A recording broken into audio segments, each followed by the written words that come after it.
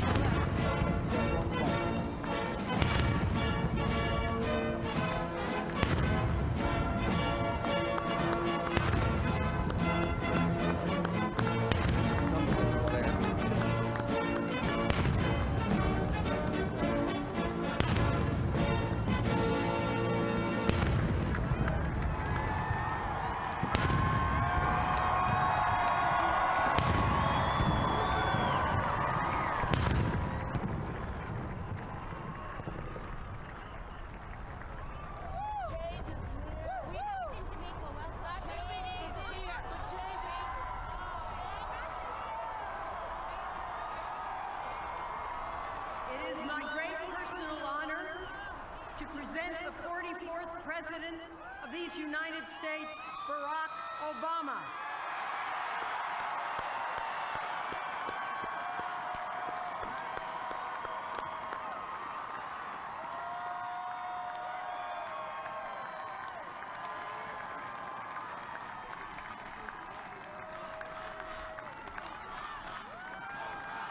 Thank you. Thank you.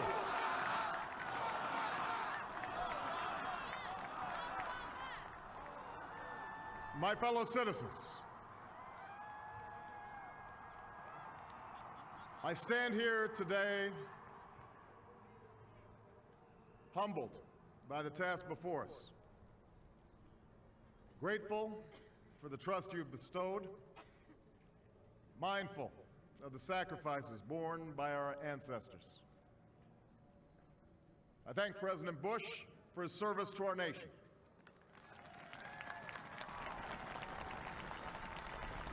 As well as the generosity and cooperation he has shown throughout this transition. 44 Americans have now taken the presidential oath. The words have been spoken during rising tides of prosperity and the still waters of peace. Yet, every so often, the oath is taken amidst gathering clouds and raging storms. At these moments, America has carried on not simply because of the skill or vision of those in high office, but because we, the people, have remained faithful to the ideals of our forebears and true to our founding documents. So it has been, so it must be with this generation of Americans. That we are in the midst of crisis is now well understood. Our nation is at war against a far-reaching network of violence and hatred. Our economy is badly weakened, a consequence of greed and irresponsibility on the part of some, but also our collective failure to make hard choices and prepare the nation for a new age. Homes have been lost, jobs shed, businesses shuttered. Our health care is too costly, our schools fail too many, and each day brings further evidence that the ways we use energy strengthen our adversaries and threaten our planet. These are the indicators of crisis, subject to data and statistics. Less measurable, but no less profound, is a sapping of confidence across our land.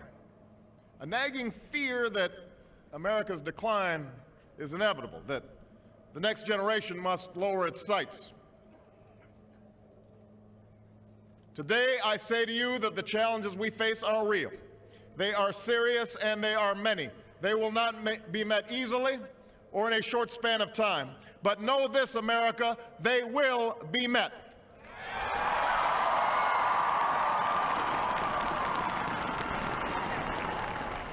On this day, we gather because we have chosen hope over fear, unity of purpose over conflict and discord. On this day, we come to proclaim an end to the petty grievances and false promises, the recriminations and worn-out dogmas that for far too long have strangled our politics. We remain a young nation, but in the words of Scripture, the time has come to set aside childish things. The time has come to reaffirm our enduring spirit, to choose our better history, to carry forward that precious gift, that noble idea passed on from generation to generation, the God-given promise that all are equal, all are free, and all deserve a chance to pursue their full measure of happiness.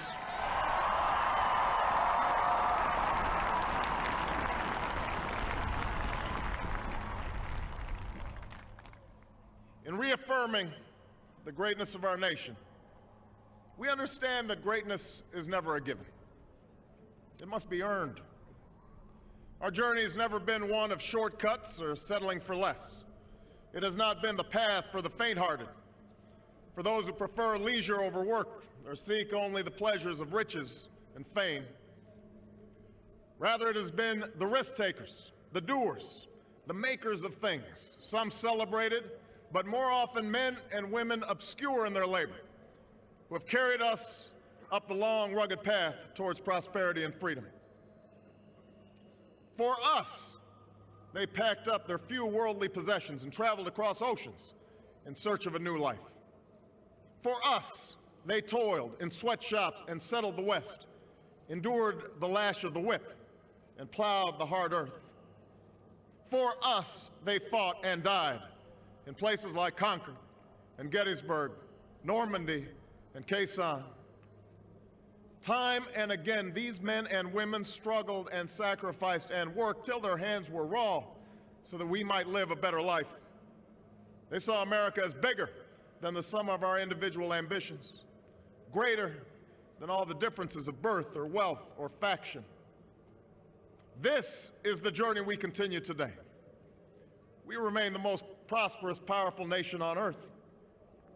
Our workers are no less productive than when this crisis began. Our minds are no less inventive, our goods and services no less needed than they were last week or last month or last year. Our capacity remains undiminished, but our time of standing pat, of protecting narrow interests and putting off unpleasant decisions, that time has surely passed. Starting today, we must pick ourselves up, dust ourselves off, and begin again the work of remaking America.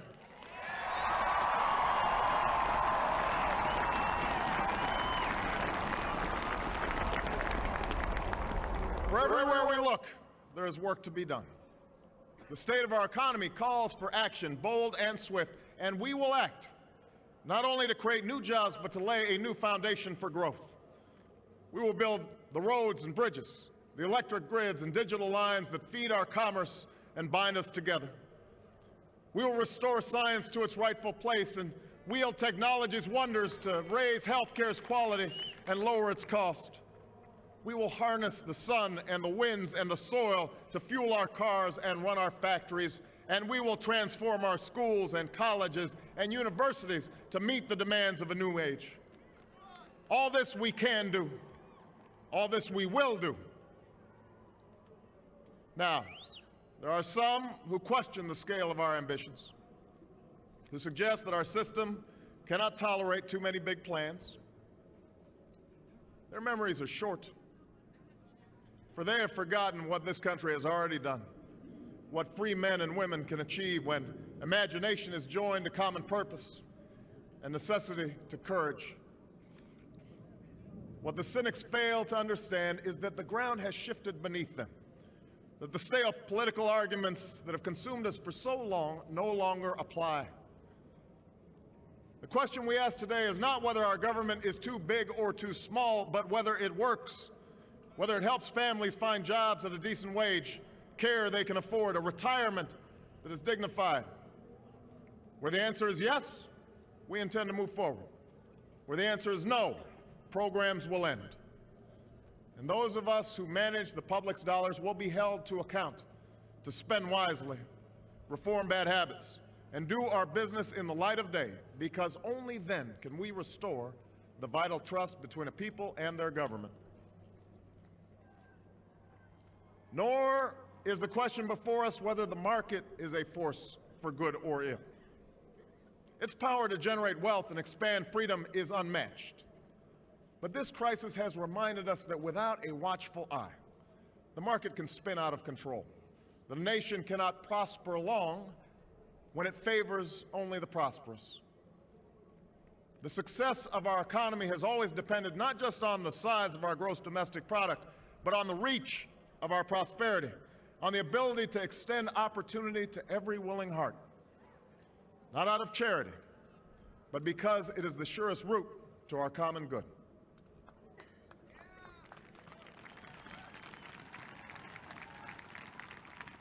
As for our common defense, we reject as false the choice between our safety and our ideals. Our founding fathers, faced with perils that we can scarcely imagine, drafted a charter to assure the rule of law and the rights of man, a charter expanded by the blood of generations. Those ideals still light the world, and we will not give them up for expedience sake. And so, to all the other peoples and governments who are watching today, from the grandest capitals to the small village where my father was born, know that America is a friend of each nation and every man, woman, and child who seeks a future of peace and dignity, and we are ready to lead once more.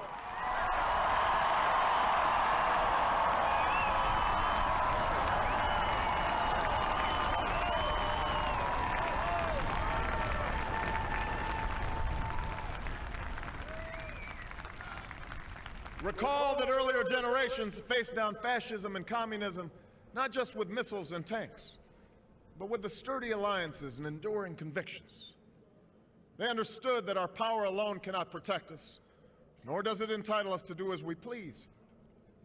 Instead, they knew that our power grows through its prudent use. Our security emanates from the justness of our cause, the force of our example, the tempering qualities of humility and restraint.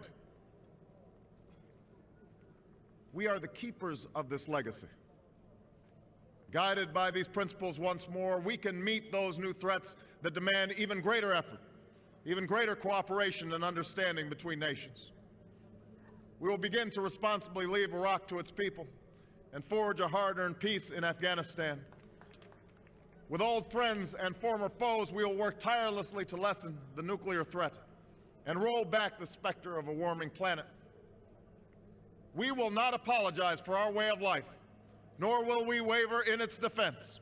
And for those who seek to advance their aims by inducing terror and slaughtering innocents, we say to you now that our spirit is stronger and cannot be broken. You cannot outlast us, and we will defeat you.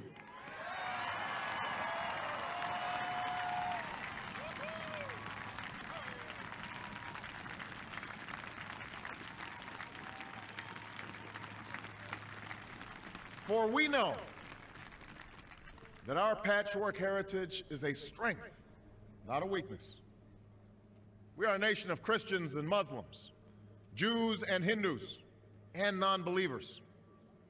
We are shaped by every language and culture, drawn from every end of this earth. And because we have tasted the bitter swill of civil war and segregation and emerged from that dark chapter stronger and more united, we cannot help but believe that the old hatreds shall someday pass, that the lines of tribes shall soon dissolve, that as the world grows smaller, our common humanity shall reveal itself, and that America must play its role in ushering in a new era of peace.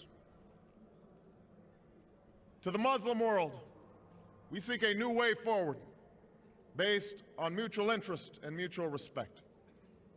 To those leaders around the globe who seek to sow conflict or blame their society's ills on the West, know that your people will judge you on what you can build, not what you destroy. To those who cling to power through corruption and deceit and the silencing of dissent, know that you are on the wrong side of history, but that we will extend a hand if you are willing to unclench your fist.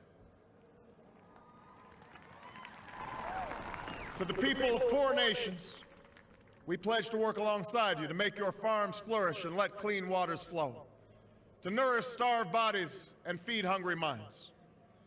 And to those nations like ours that enjoy relative plenty, we say we can no longer afford indifference to the suffering outside our borders, nor can we consume the world's resources without regard to effect. For the world has changed, and we must change with it. As we consider the road that unfolds before us, we remember with humble gratitude those brave Americans who, at this very hour, patrol far-off deserts and distant mountains. They have something to tell us, just as the fallen heroes who lie in Arlington whisper through the ages. We honor them not only because they are the guardians of our liberty, but because they embody the spirit of service, a willingness to find meaning in something greater than themselves. And yet, at this moment, a moment that will define a generation, it is precisely this spirit that must inhabit us all. For as much as government can do and must do, it is ultimately the faith and determination of the American people upon which this nation relies. It is the kindness to take in a stranger when the levees break, the selflessness of workers who would rather cut their hours than see a friend lose their job, which sees us through our darkest hours. It is the firefighter's courage to storm a stairway filled with smoke, but also a parent's willingness to nurture a child that finally decides our fate. Our challenges may be new. The instruments with which we meet them may be new. But those values upon which our success depends, honesty and hard work, courage and fair play, tolerance and curiosity, loyalty and patriotism, these things are old. These things are true. They have been the quiet force of progress throughout our history. What is demanded then is a return to these truths. What is required of us now is a new era of responsibility, a recognition on the part of every American that we have duties to ourselves, our nation, and the world. Duties that we do not grudgingly accept, but rather seize gladly, firm in the knowledge that there is nothing so satisfying to the spirit, so defining of our character, than giving our all to a difficult task. This is the price and the promise of citizenship. This is the source of our confidence, the knowledge that God calls on us to shape an uncertain destiny. This is the meaning of our liberty and our creed, why men and women and children of every race and every faith can join in celebration across this magnificent mall, and why a man whose father less than 60 years ago might not have been served at a local restaurant can now stand before you to take a most sacred oath.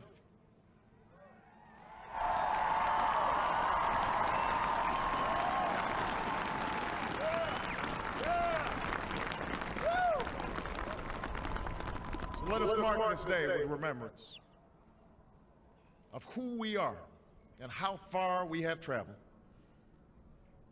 In the year of America's birth, in the coldest of months, a small band of patriots huddled by dying campfires on the shores of an icy river.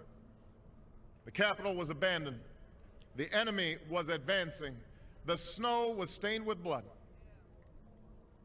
At a moment when the outcome of our revolution was most in doubt, the father of our nation ordered these words be read to the people.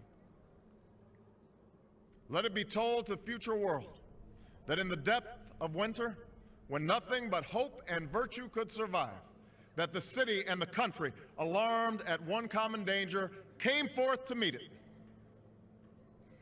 America, in the face of our common dangers, in this winter of our hardship, let us remember these timeless words. With hope and virtue, let us brave once more the icy currents and endure what storms may come. Let it be said by our children's children that when we were tested, we refused to let this journey end, that we did not turn back nor did we falter. And with eyes fixed on the horizon and God's grace upon us, we carried forth that great gift of freedom and delivered it safely to future generations. Thank you. God bless you. And God bless the United States of America.